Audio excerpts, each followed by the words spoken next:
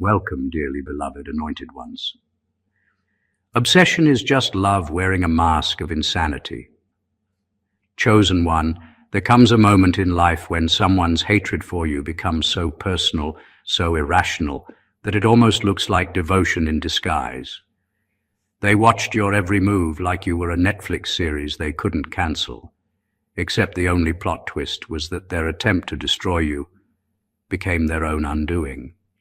Psychologists say that when a person fixates too long on another, their brain actually starts mirroring that person's patterns. That means the same energy they tried to use to hurt you was literally transforming them. So while they thought they were building a case against you, they were actually reconstructing your traits inside themselves, and not in a good way. Imagine hating someone so much that you start becoming a distorted version of them. They wanted to study your peace just to shatter it. They wanted to watch your glow just to dim it. But what they didn't realize is that spiritual law doesn't work like human logic. When you spend all your energy trying to curse light, that light exposes everything dark in you. It's like trying to drown someone who can breathe underwater. The only one gasping will be you. So now the very ones who schemed, plotted, and rejoiced at your pain are left wondering how you're still standing. They look drained, confused, and haunted, because that obsession didn't just fail. It boomeranged. What they built to bury you became the coffin of their own ego. And that's what we're diving into today. How their relentless mission to ruin your name turned into a masterclass in self-destruction. Strap in, because this isn't just about revenge or karma. It's about how divine justice rewrites every story that begins with envy and ends with exposure. Let's unravel how their obsession with you became their own slow-motion downfall, and why watching your peace was the real punishment they never saw coming. Number one, they built their identity around your downfall. They built their entire sense of worth around your destruction. Every rumor they spread, every insult they whispered, every lie they told, it all gave them a strange rush of power. You became their focus, their fuel, their identity. They didn't realize that in trying to ruin you, they were unconsciously building their own prison, brick by brick. When you walked away, when you healed, when you stopped reacting, their energy had nowhere to go. They had spent so long feeding off your responses that silence felt like starvation. People like that don't just want to see you fall. They need it to feel alive. They measure their importance by your downfall. You were their competition, their obsession, their secret mirror. The more they tried to tear you down, the more they exposed how empty they truly were. Without you, they had no storyline left. Their whole personality became anti-you. Every conversation, every decision, every little post was built around trying to outshine or outsmart you. It's tragic when someone's purpose becomes your destruction, because once you survive, they have nothing left to live for. When you healed, they lost control. When you elevated, they lost identity.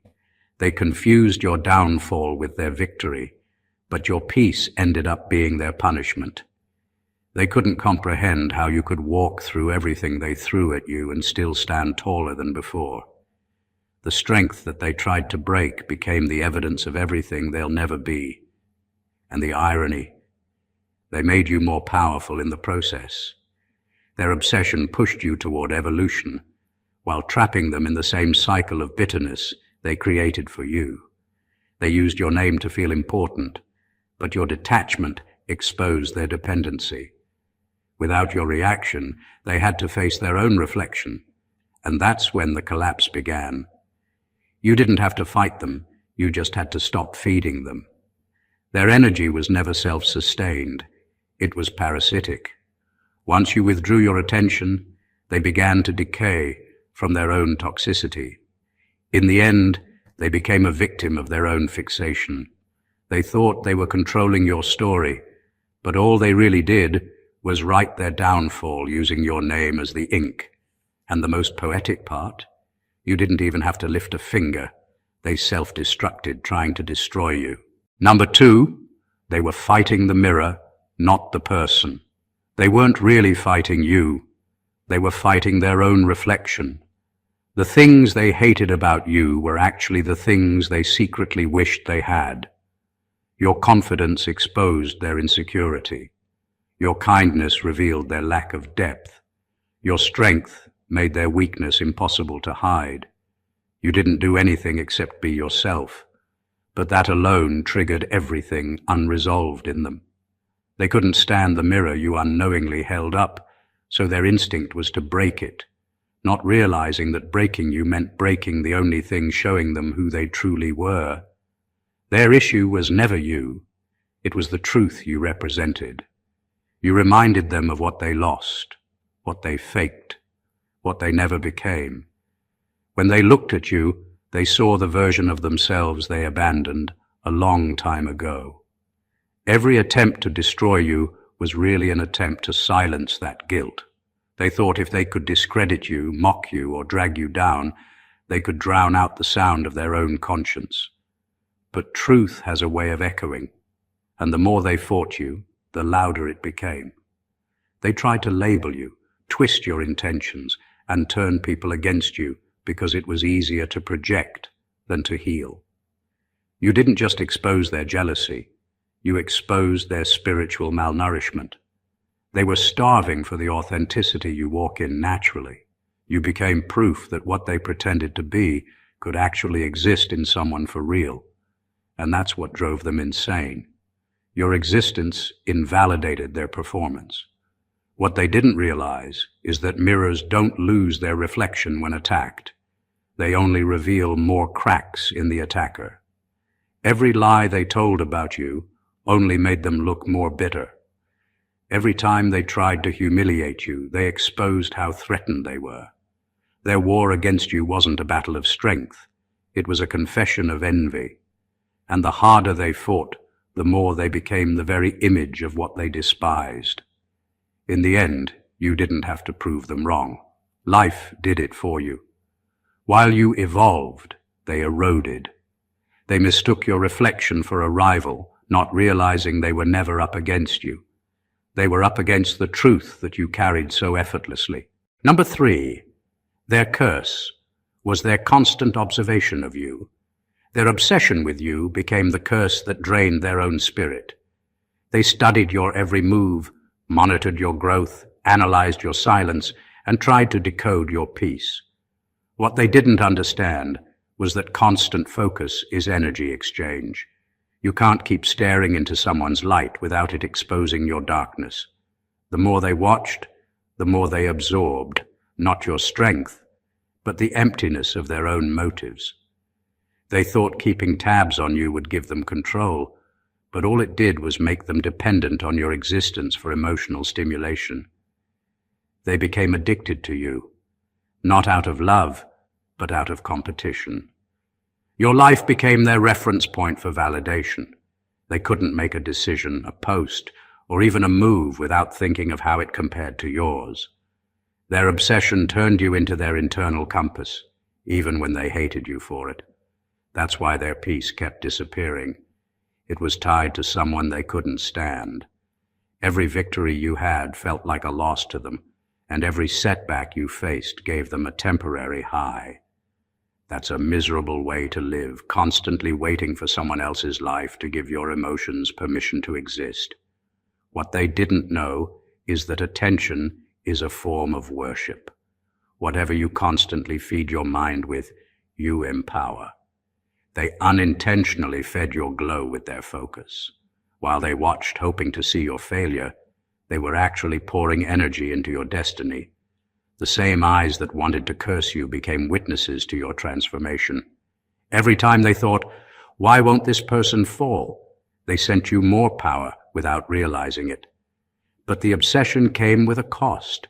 You can't keep focusing on someone who's healing, growing, and rising without being forced to face your own stagnation. They saw your evolution and felt their own decay. The energy they poured into tracking you left their own life unattended. They neglected themselves, trying to keep up with someone who wasn't even competing. That's why they started looking tired, drained, and directionless. The obsession consumed them from within. In the end, their downfall wasn't your doing. It was their fixation. They thought studying your life would give them power over it, but all it gave them was exhaustion. You became their classroom, and the lesson was simple. Obsession destroys its own master. Number 4. God let them dig the hole so they could fall into the pattern they created. They thought they were outsmarting you, but all they were doing was building the stage for their own collapse. Every secret plot, every false story, every cruel move was part of a rhythm they couldn't stop dancing to. Destruction has a pattern, and once you commit to it, it doesn't let you go until it consumes you. They believed they were orchestrating your downfall, but God had already woven their consequences into every step they took. The hole they dug for you wasn't in your path. It was beneath their own feet. They just didn't know it yet. What they mistook for progress was actually their descent. They laughed when they saw you struggle, thinking you were losing, unaware that divine timing was letting them build enough evidence against themselves. God doesn't always intervene immediately. Sometimes he allows the wicked to finish their own plan, so that when the fall comes, there's no confusion about why it happened. They weren't caught by surprise. They were caught by their own patterns. The same manipulation they used on others eventually stopped working. The same lies they used to climb began turning on them. The same traps they set started triggering under their own steps. Every word of deceit they spoke about you was a seed, and every seed eventually demands a harvest. They just never expected to be the ones reaping it. That's how divine justice works. Not always loud, not always fast, but always precise. Their ego told them they were in control, that they were too clever to face consequences. But you can't outsmart spiritual law. You can't outrun what you've set in motion. When you stopped fighting, when you released it and let God handle it, that's when the blueprint began closing in on them. Their own energy folded back inward. The people they used turned on them. The lies started contradicting each other. Their power began leaking from every angle because the structure they built was never rooted in truth. You didn't have to expose them. Their actions did that on their own. In the end, it wasn't punishment. It was alignment. The universe simply returned them to the frequency they created. They thought they buried you, but God was letting them dig just deep enough to bury their own ego.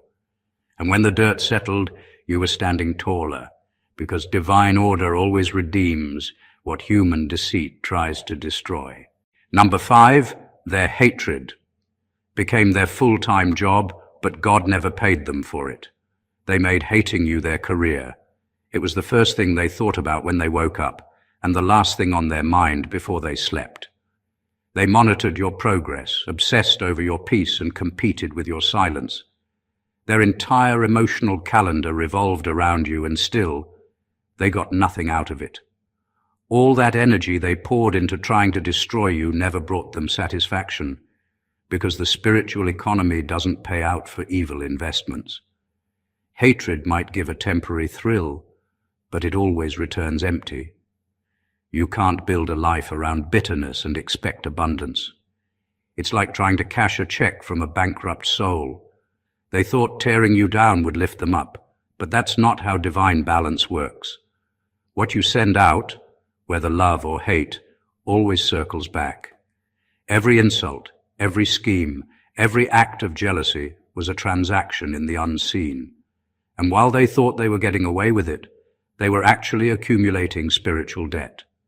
When your life started blooming, that was heaven's way of collecting. The more you rose, the more their spirit crumbled. Their bitterness didn't just fail, it backfired, turning into a weight they couldn't carry anymore. They don't understand why they feel drained, why nothing seems to flow, why doors keep closing. It's not bad luck. It's the harvest of their own energy. They worked overtime trying to destroy someone divinely protected, and now they're spiritually unemployed. Every hour they spent gossiping about you, heaven recorded it. Every time they celebrated your pain, that became evidence. The moment you forgave them and moved on, their case was sealed. They were still working for destruction, but their assignment had expired. The beauty of it all is that your peace became their punishment. While you're walking in purpose, they're stuck in the same cycle they built for you. They poured all that energy into darkness and got nothing but emptiness in return. God doesn't reward wicked labor, He exposes it. Their hatred was their job, but heaven never signed their paycheck. The only payment they received was exhaustion, regret, and the haunting realization that they worked tirelessly against someone who was never competing. Number 6, they underestimated the power of a clean heart. They thought purity was weakness. They thought being kind made you naive. They thought your silence meant ignorance and your forgiveness meant you could be fooled again. They relied on schemes, manipulation, and mind games because that's the only kind of power they understood, temporary control. But what they didn't realize was that a clean heart is the most dangerous force in existence, not because it fights harder, but because it doesn't have to. The universe itself bends around innocence. God doesn't just protect the clean-hearted, He fights through them. They believed strategy would outsmart sincerity, but strategy only lasts as long as deceit remains hidden. Purity doesn't play by those rules. It moves through truth, and truth doesn't need an audience to validate it. Your goodness became their undoing, because it revealed the dirt they tried to keep buried. Every time they tried to manipulate you, your genuine nature exposed their intent. Every time they tried to twist a situation, your calm made their chaos look louder. They thought they were destroying your reputation, but your heart was the proof of everything they could never counterfeit. People underestimate how powerful a clean spirit really is. It doesn't need revenge to win. It doesn't need validation to stand. It just keeps doing what's right. And eventually everything collapses in its presence. That's what happened to them. They poured so much energy into outsmarting you that they ended up outsmarting themselves. Their own actions became evidence of their corruption. What they called playing the game was really digging their grave. Your purity didn't just protect you, it convicted them. It showed how deeply contaminated their motives were. They tried to destroy your name, but your energy couldn't be matched. No matter how many lies they told, your essence kept speaking louder. And the truth? Light doesn't need to prove itself. It only needs to show up. When it does, everything false starts to fall apart. They thought their manipulation could rewrite destiny, but purity doesn't lose to strategy. It exposes it. That's why they couldn't win against you. You weren't fighting for attention or control. You were walking in alignment. And alignment always defeats agenda. Number 7, they couldn't handle the weight of your purpose. They tried to steal. They wanted the reward without the refining. They looked at your peace and assumed it came easy. They saw your glow but didn't see the fire that forged it. They thought they could copy your purpose like a formula, not realizing that divine assignments aren't transferable. They're earned through endurance, pain, and surrender. They wanted to wear your crown, but they had no idea it was heavy with scars. They wanted your influence, but couldn't handle the storms that built it. Every piece of your power was bought with experience they've never survived. They tried to imitate your grace, but grace isn't style. It's substance. It's forged through loss, isolation, and the kind of humility that breaks pride at its root. They mimicked your words, your energy, even your faith, but imitation is fragile. The moment life tested them the way it tested you, they cracked. What held you together destroyed them because they were never built for your burden. They didn't realize that purpose carries spiritual weight, and when you try to steal what isn't yours, that weight turns crushing. They wanted to be chosen without being cleansed. They touched something sacred with unclean motives, and it backfired. That's the danger of envy. It blinds people to the cost behind the calling. They saw your anointing and thought it was luck. They didn't know that your peace was purchased through pain, your wisdom through weeping, your discernment through betrayal. They envied the light, but ignored the darkness it had to overcome. And when they reached for it, they collided with judgment. The universe doesn't let anyone impersonate destiny. When they tried to steal your essence, everything in their life began to malfunction. Their relationships broke, their plans crumbled, their emotions turned chaotic. It wasn't coincidence, it was divine reaction. They mishandled what was consecrated, and the spiritual system rejected them like a virus. You can't steal what's assigned by God, because it's not just a position, it's a frequency. You carry something built through surrender, not ambition. They touched it with greed and called it glory, and that's why it destroyed them. The same purpose that elevates you will crush anyone who reaches for it without purity. They didn't lose because you fought them. They lost because heaven never approved their imitation. Number 8, they tried to play God in your life and ended up meeting him the hard way. They thought they could rewrite your story. They wanted to dictate your decisions, influence your relationships, and shape your direction like they were the author of your destiny. It wasn't just jealousy. It was arrogance disguised as concern. They wanted control, not connection. They thought if they could manipulate your path, they could secure their position in your life.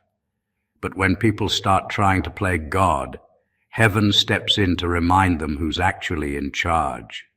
What they mistook for power was really permission, and once it expired, judgment followed. They meddled with your spirit like it was a game, not realizing they were tampering with something sacred.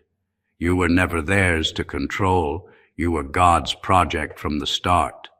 Every time they tried to limit you, they were trespassing on divine territory. That's why everything they touched eventually turned against them. They weren't just fighting you, they were fighting divine order. And that kind of rebellion never ends well. They thought their manipulation was strategy, but it was spiritual overreach. They wanted to decide who you trusted, who you forgave, how far you could rise. They wanted to be the voice in your head, the compass of your choices. They were playing a role that didn't belong to them, and heaven doesn't take that lightly. So the very control they fought to maintain became the source of their downfall. The more they tried to direct your path, the faster they lost their own. That wasn't coincidence. That was correction. Their downfall looked like exposure, but it was actually divine intervention. God let them go far enough to reveal their motives, but not far enough to destroy you. When the collapse came, it was tailored, not punishment, but justice in its purest form. They thought they lost you, but the truth is they were removed. Heaven took back access they never should have had. You were a sacred assignment, and they handled you carelessly. Now they sit in confusion, wondering why their life feels out of alignment. It's because they touched something holy with the wrong spirit. They wanted to control your destiny, but all they did was activate divine correction. They didn't meet your wrath. They met God's boundary, and that encounter changed everything. Number 9, they mistook divine testing for human weakness. They misread everything about you because they were too shallow to understand divine timing. They thought your silence meant defeat, not discipline. They mistook your calm for weakness and your patience for powerlessness. They had no clue that heaven was in the middle of grading their intentions while protecting your peace. You weren't being quiet because you were scared. You were being quiet because you were covered. God was watching how they'd treat you when they thought you had no backup, and they failed that test miserably. Every word they spoke against you, every sneaky move they made, was being recorded in the spiritual realm. What they saw as opportunity was actually observation. God was letting them expose themselves without interference. You were never losing, you were being positioned. While they bragged about having the upper hand, divine justice was taking notes. They didn't know that your delay was divine evidence gathering. When heaven moves, it moves with receipts, and by the time it's done, there's no arguing with the outcome. You could have fought back, you could have clapped back, you could have exposed them. But God told you to stay still, and that restraint was your shield. They thought you were weak for not reacting, but you were actually wise enough not to ruin your own testimony.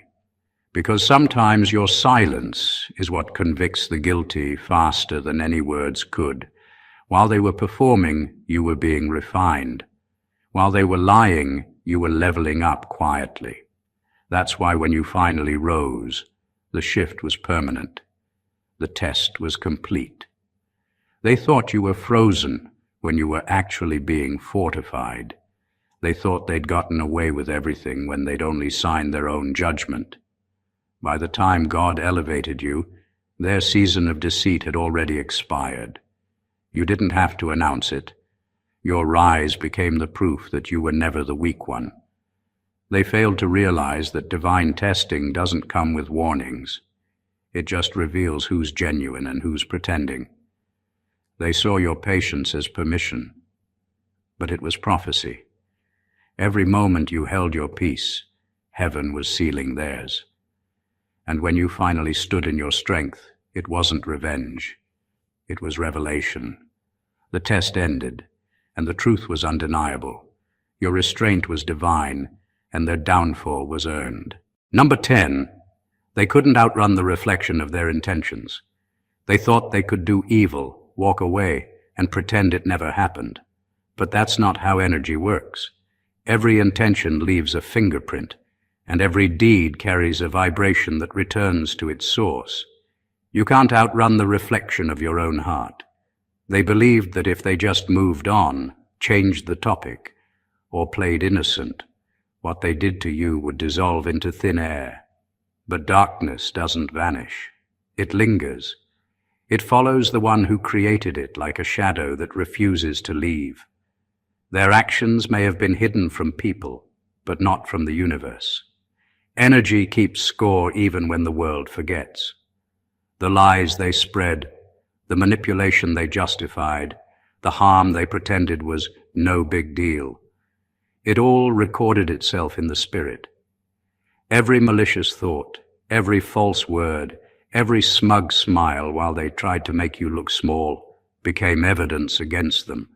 What they thought was gone was really accumulating weight, growing heavier with every denial. They started feeling the effects without realizing why. Constant setbacks, restless minds, broken peace. That wasn't bad luck, it was residue. The same negativity they wished on you began to choke their own progress. When your spirit is clean and theirs is contaminated, the reflection hits harder. What they sent out circled back, but with interest. That's the divine boomerang of intention. It never misses its owner. The truth is, you never had to wish them harm. Life handled it naturally. Their energy had nowhere else to go but home. They wanted to live like nothing happened, but spiritual law doesn't operate on convenience. Evil must always meet its mirror. And when it does, the reflection is brutal. Not because God is cruel, but because the soul can't carry what it once celebrated. Now they walk under the weight of what they threw at you. They're haunted, not by you, but by their own echo. The peace they once mocked you for having has become the thing they crave most. Every negative seed they planted is now a thorn in their path. They tried to bury the truth, but you can't bury reflection. You can only face it. And when they finally did, it wasn't your image they saw. It was their own intentions staring straight back at them. Number 11, they turned spiritual warfare into self-destruction. They thought they were launching a spiritual attack on you, but in reality, they were detonating a bomb inside their own life. Every curse they sent needed a place to land, and when it couldn't penetrate your protection, it returned to its origin. That's the law of energy. What can't be received must be recycled back to its source. Their hatred, envy, and manipulation weren't weapons against you. They were mirrors of their own self-destruction. They didn't understand that spiritual warfare is never just about who's stronger. It's about who's purer. You were covered not because you fought harder, but because your energy was too aligned with God for corruption to cling to. Every time they spoke evil over you, it backfired. Every ritual, every lie, every attempt to twist your destiny turned into poison in their own bloodstream. The darkness they conjured couldn't survive in your atmosphere, so it consumed the sender instead. They called it warfare, but they weren't prepared for the price. You can't summon darkness without feeding it, and they had nothing to feed it with except themselves. Their own spirit became the altar, their own peace the sacrifice. The deeper they went in trying to ruin you, the more of themselves they lost in the process. Their sleep became restless, their blessings dried up, and their joy withered, not because you retaliated, but because spiritual law never lies. You see, you evolved beyond the frequency where their weapons could function. The vibration they operated from, envy, deceit, obsession, couldn't touch someone vibrating in truth, peace, and divine purpose. So their warfare collapsed inward. It became self-inflicted judgment.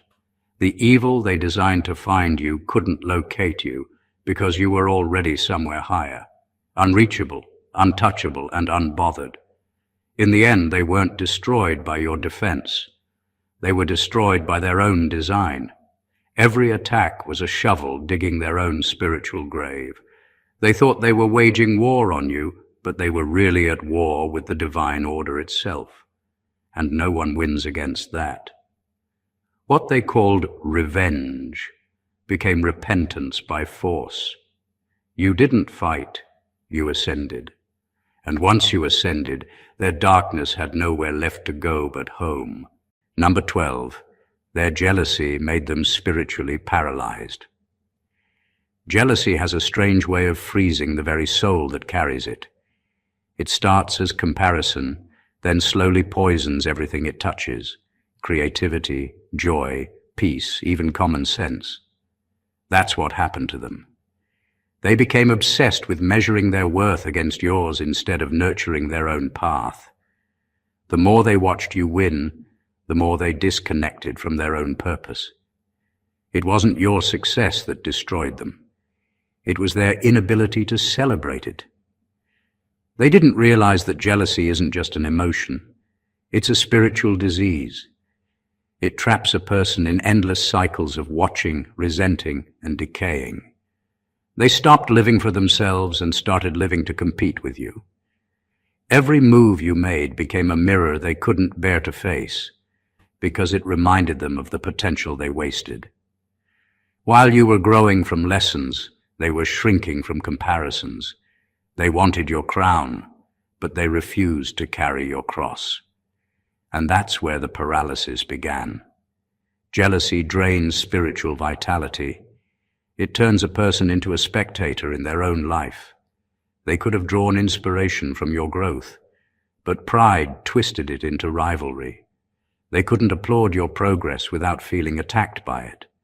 So they chose resentment over reflection, and resentment always comes with consequences. Their energy stopped moving forward because their spirit was stuck on you.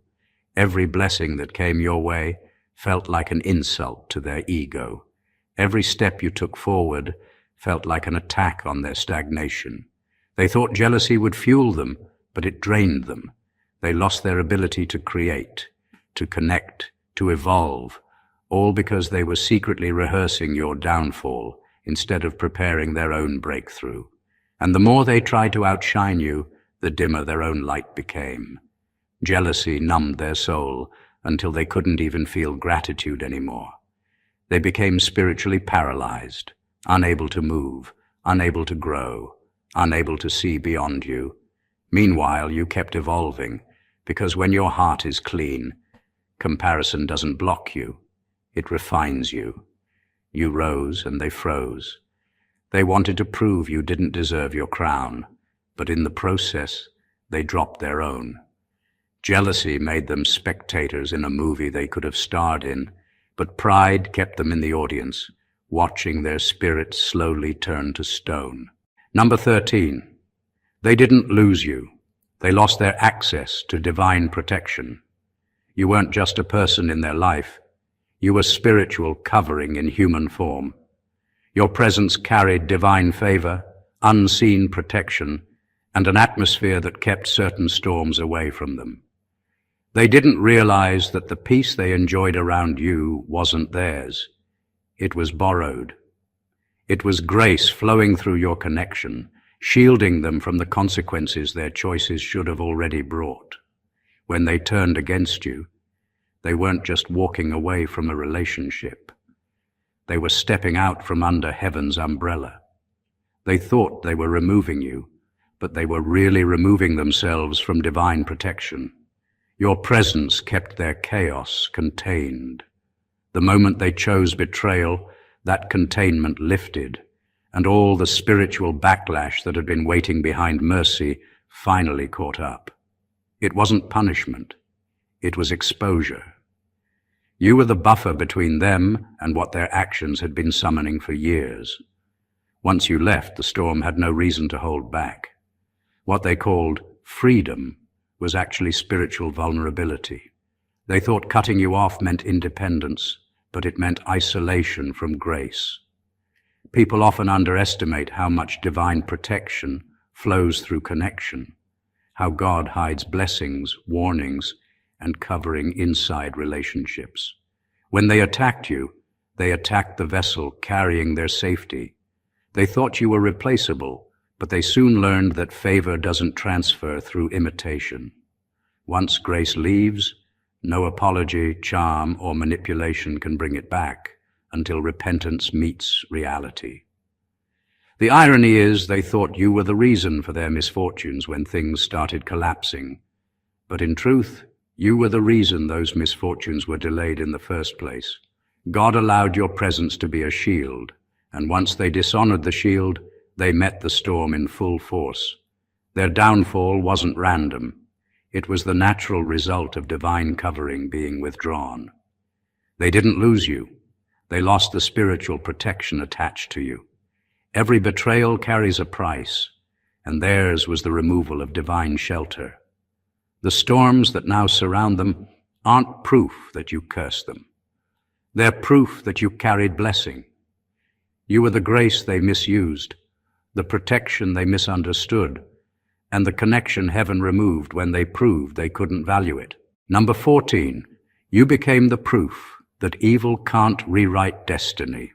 They threw everything they had at you, expecting to see your story collapse. But destiny doesn't take instructions from deceit. They wanted to be the editors of your existence, to cut your pages, to rewrite your worth, to decide how far your name could go. But what they didn't understand is that divine authorship can't be tampered with. What God writes is sealed in eternity, not negotiable by human bitterness. Every lie they told became a comma, not a period, a pause in your process, but never the end of it. Their obsession with controlling your outcome exposed their misunderstanding of divine order. They thought power came from manipulation, but true power flows from alignment. You stayed aligned, and that's why every attack failed. You were protected not because you were lucky, but because you were written into purpose. And no matter how many rumors they spread, how many traps they set, the plot couldn't turn against its author. What was meant for destruction only turned into direction, pushing you deeper into the destiny they tried to derail. They tried to erase your name, but ended up erasing their own relevance in your story. Because once you survive the schemes meant to bury you, the people who built those schemes become background noise in your testimony. Their actions didn't remove your light, they revealed it. Every slanderous word became an unpaid advertisement for your authenticity. Every betrayal became evidence that you were chosen. They thought they were silencing you, but all they did was give your silence more volume. You became living proof that evil can't rewrite what's divinely assigned. Destiny isn't democratic. It doesn't answer to human vote. You carried a spiritual signature too sacred to be forged. That's why every attempt to discredit you only authenticated your anointing. You were meant to survive, to rise, to stand as a reminder that divine timing overrides demonic plotting. In the end, their downfall preached the very message they tried to silence, that no scheme can outwrite God's script. Your survival became their exposure, your restoration, their reckoning. They wanted to edit your story, but God turned the page himself and wrote your victory in ink they can't erase. Everything we've uncovered today points to one undeniable truth. When people obsess over destroying you, they aren't just targeting your life, they're revealing the limits of their own.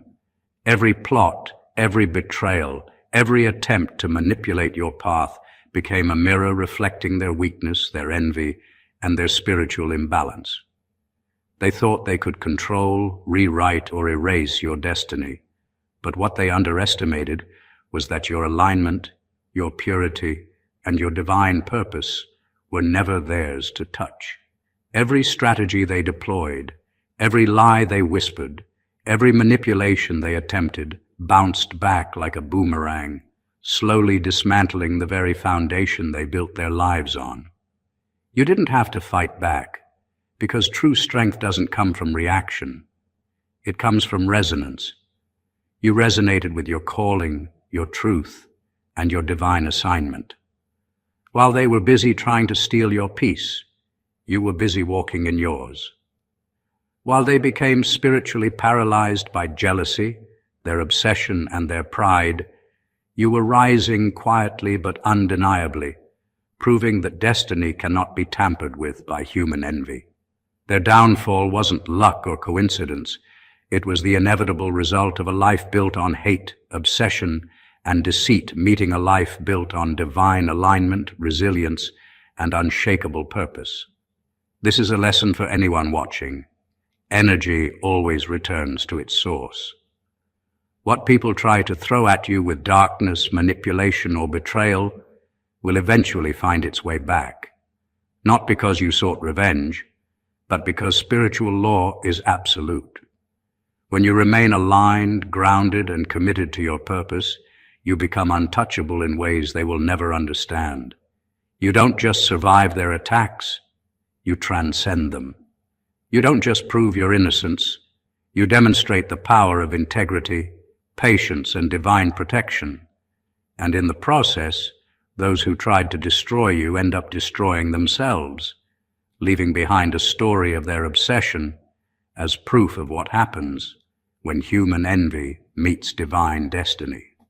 So, if this message hit you, if you felt that spark of recognition, don't let it end here. Make sure to subscribe to the channel for more powerful insights. Like this video if you're walking in your own purpose despite opposition.